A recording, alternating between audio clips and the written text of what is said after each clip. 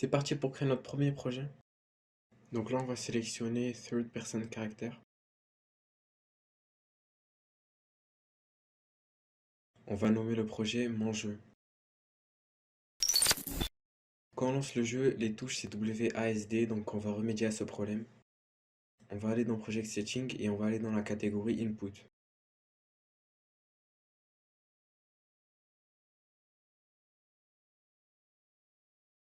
On va déplier Axis Mapping et on va modifier les touches pour Move Right et Move Forward.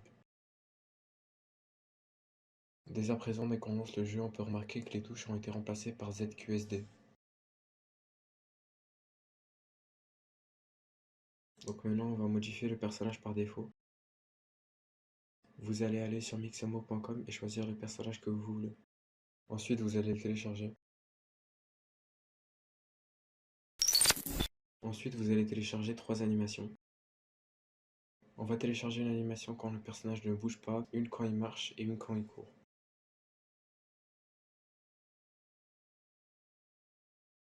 Attention à bien cocher le In Place avant de télécharger l'animation.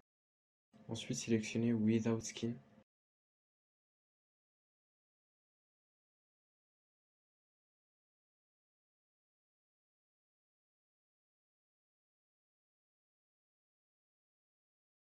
Donc là, on va créer un dossier personnage. Dans ce dossier personnage, on va créer 2 dossiers, un qui se nommera texture et un qui se nommera animation. Après, vous importez les éléments et vous les classez dans les dossiers.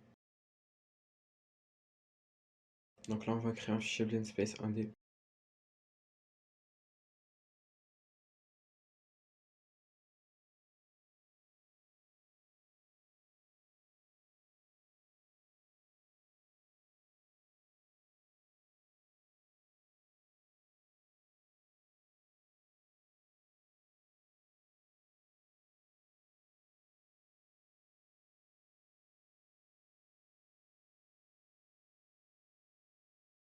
Donc là, on importe nos animations dans le fichier Blend Space.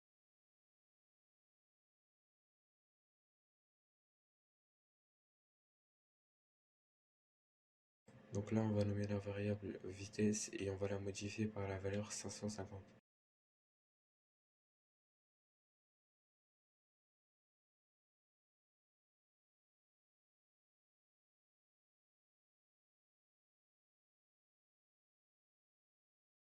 Donc là, on va créer le blueprint du personnage.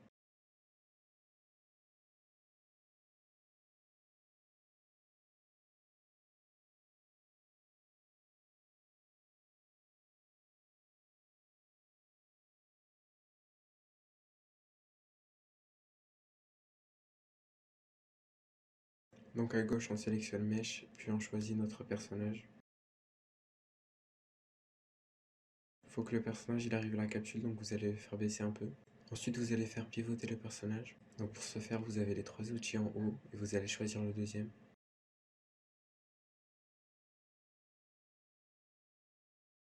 Dans Add Component, vous allez choisir Spring Arm. Ensuite, vous placez le Spring Arm au niveau de la tête.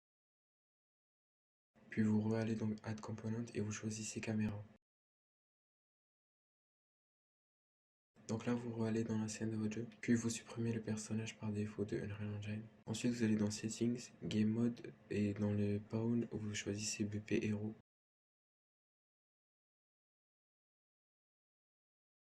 Ensuite, dès que vous lancerez le jeu, vous verrez que c'est votre personnage. Donc là, on va créer un nouveau fichier Anim Blueprint.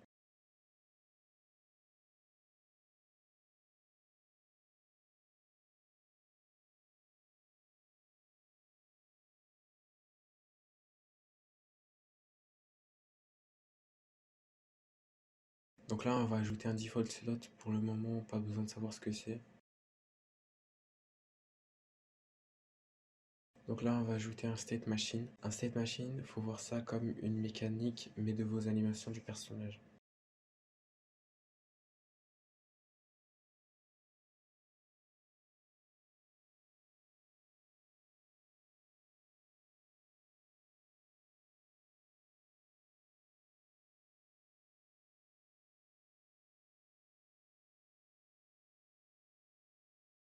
Donc là, vous allez faire glisser le blend space, Puis vous faites relier l'entrée et le blend space. Donc là, vous allez double-cliquer sur le blend space du héros. Puis ensuite, vous faites un clic droit sur le blend space et vous sélectionnez Promote to Variable. Renommez la variable vitesse. Puis ensuite, vous allez sur l'Event Graph. Donc là, vous allez marquer Try Get Pound Owner.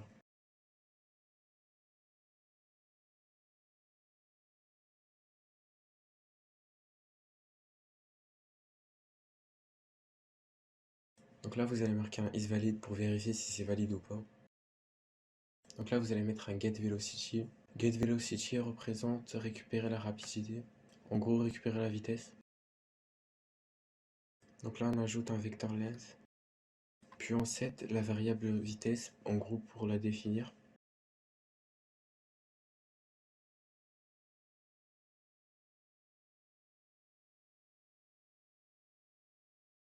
Puis on va sur le blueprint de notre personnage.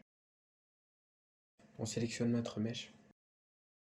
Puis dans l'anime class, on choisit notre animation blueprint. Si on lance le jeu, on peut voir que les animations ont bien fonctionné. On va coder toute la partie technique qui permet de bouger. Donc en haut, vous allez sélectionner Self, puis ensuite vous désactivez Use Control Rotation Yo. Ensuite sélectionnez Spring Arm et activez Use Pawn Control Rotation. Et enfin sélectionnez Character Movement, puis activez Orient Rotation to Movement.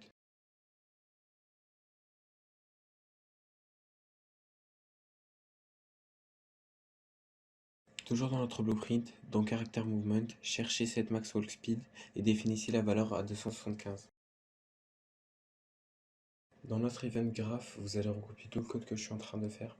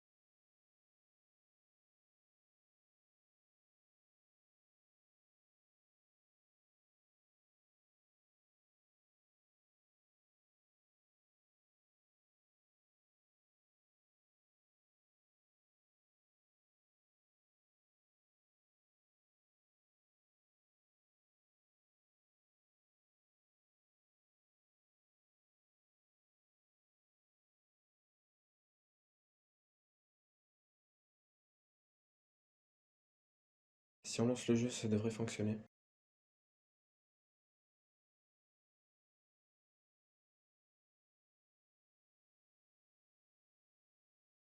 Donc là, on va sélectionner notre code et cliquer sur la touche C pour commenter.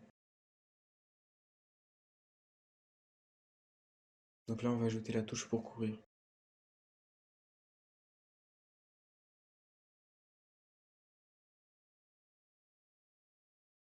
Donc c'est super simple, on va mettre 2 set max walk speed donc pour définir la vitesse maximum à laquelle ils peuvent aller.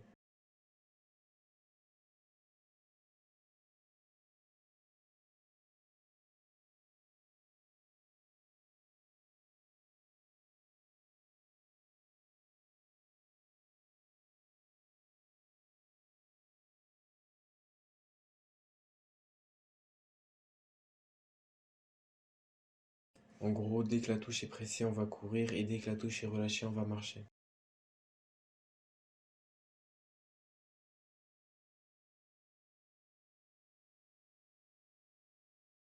Pour désigner la touche qui sera pressée quand le personnage devra courir, il faudra aller dans Settings, puis Project Settings, et enfin dans Input, vous allez créer un nouveau Action Mappings.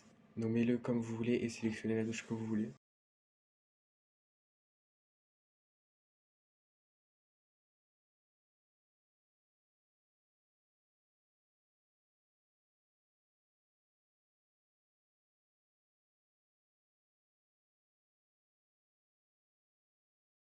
Donc là, vous allez ajouter un nouveau node. Donc le nouveau node, ce sera le nom de votre touche. Puis vous reliez le prest et le relist.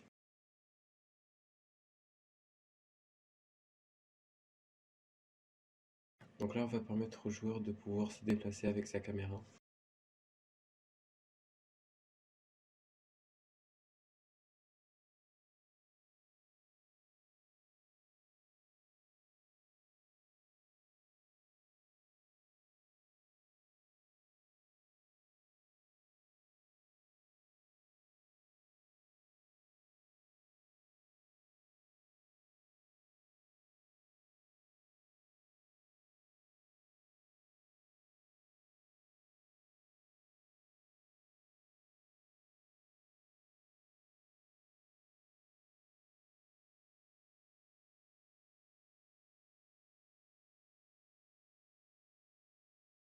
Donc là, on va gérer le saut du personnage. On va scinder les mouvements en 3 animations différentes. Première animation, c'est quand le personnage va débuter son saut. Seconde animation, c'est quand le personnage sera en train de retomber. Et dernière animation, c'est la fin du saut.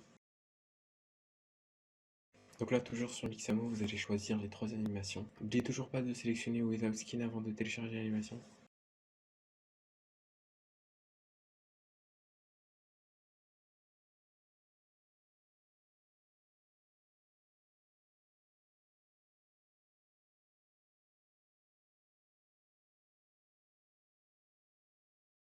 De retour dans notre animation Blueprint, on va faire quelques modifications et quelques rajouts.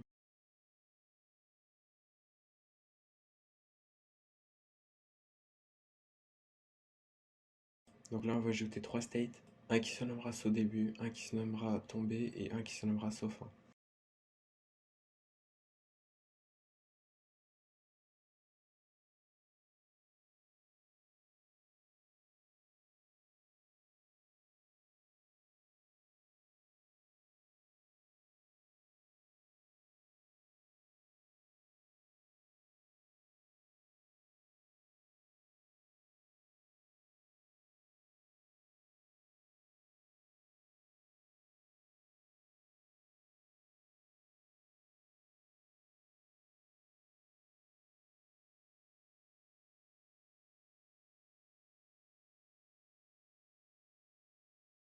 Donc là, on va créer une nouvelle variable booléenne, donc ça va être vrai ou faux.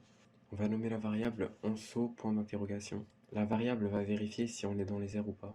Donc dès le début du saut, on est dans les airs. Pendant qu'on est en train de tomber, on est toujours dans les airs. Et dès qu'on réatterrit, on n'est plus dans les airs. Donc faites comme indiqué à l'écran.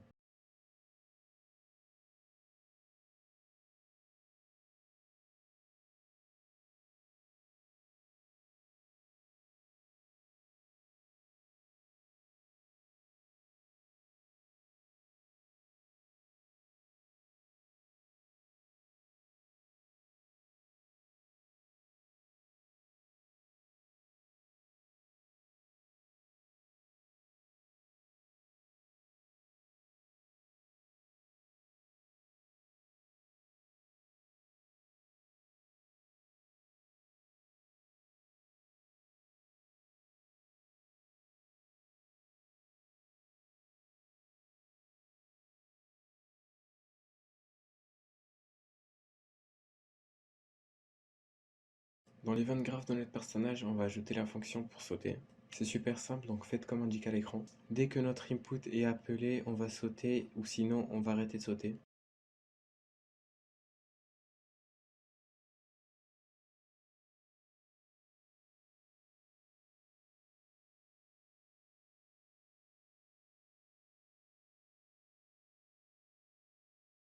Donc à la suite de cette speed, vous allez mettre un cast to BP hero, donc un cast vers notre personnage. Puis ensuite vous allez mettre un isFalling, puis vous allez relier la variable à isFalling.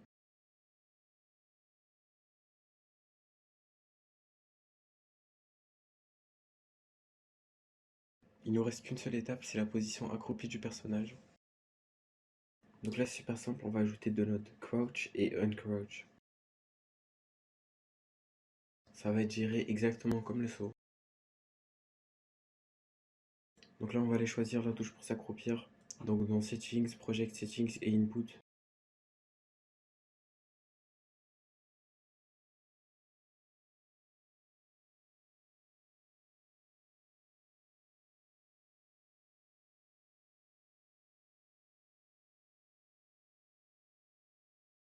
Donc là, on va appeler notre touche, puis on relie les nodes.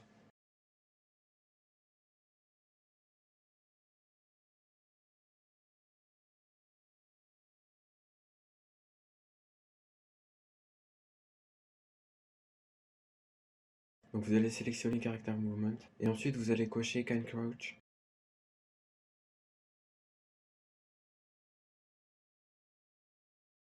Donc si on lance le jeu et qu'on essaye, normalement on sera bien accroupi.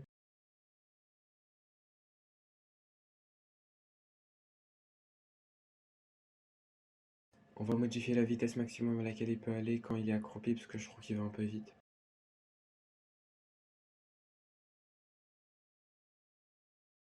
Là, on va dupliquer le blend space.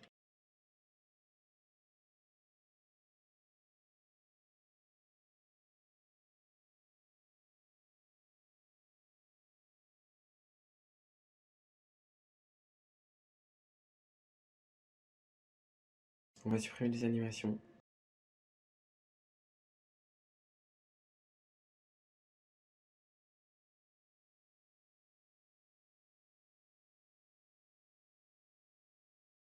Puis en haut, vous mettez la valeur à laquelle vous avez mis la vitesse maximum.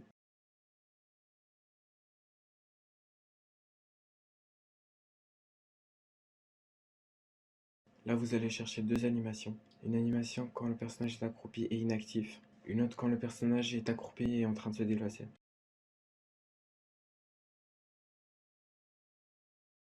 De retour dans notre blend space, on va sélectionner les animations. L'animation inactive quand le personnage ne bouge pas et l'animation marche quand le personnage est en mouvement.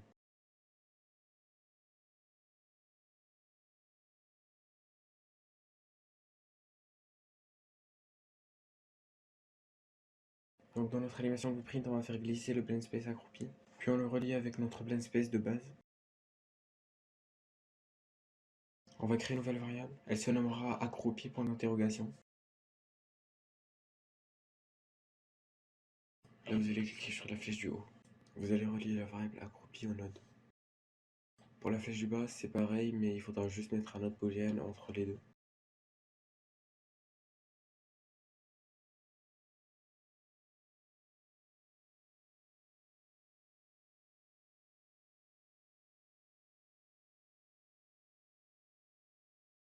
Dans l'event graph, vous allez faire pareil que pour le saut.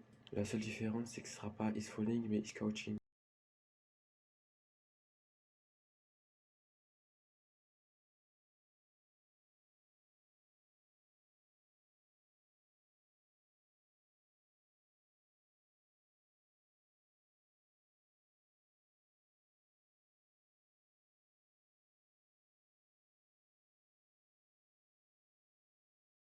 De retour dans notre state machine, vous allez aller rentrer dans le blend space accroupi. Là, vous allez glisser la variable vitesse et la relier. Et là, vous pouvez bien voir que ça a fonctionné.